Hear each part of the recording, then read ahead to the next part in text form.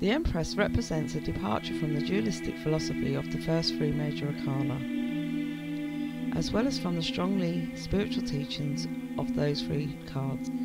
Rather than simple dichotomies of positive and negative, the Tarot now starts dealing with the unification of spirit, mind and body. The Empress is the latter leg of this triad, representing the physical body and the material world. From her comes all the pleasures of the senses and the abundance of life in all its form. She is the mother archetype, and through her we get the first glimpse of the power of love in the Tarot. The world of the Empress is an ideal and perfectly beautiful place, totally natural, untouched by artificial colours, lights and sounds. This is a place of bounty and fertility, a living representation of the process of creation and birth that the Empress herself symbolizes. She doesn't just live in this place, she is this place, just as much as the Priestess is the balance that keeps apart positive and negative. The Empress is no less beautiful than the flowers that throw their scent across her fields, no less fertile than the soil that lies beneath her throne. If anything represents the idea of Mother Earth in the Tarot, then it is the Empress.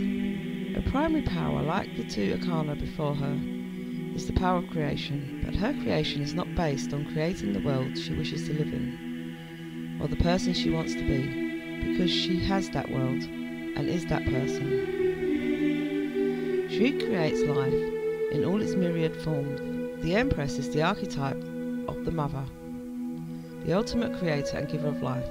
Thus her associations can be extended beyond creativity into fertility, pregnancy and the daunting task of motherhood, which she always faces with a smile and a happy heart.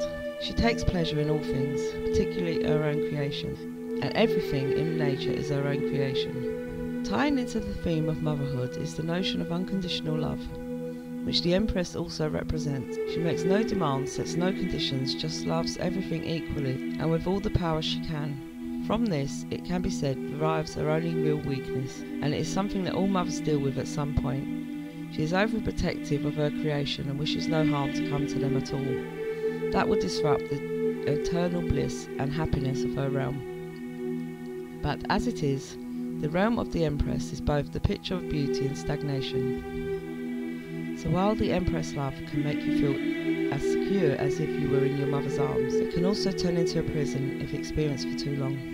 When the Empress appears in your life, you should make special effort to open up to her perfect and unconditional love. In that way, you can become more like her, gentle and affectionate, gracious and elegant.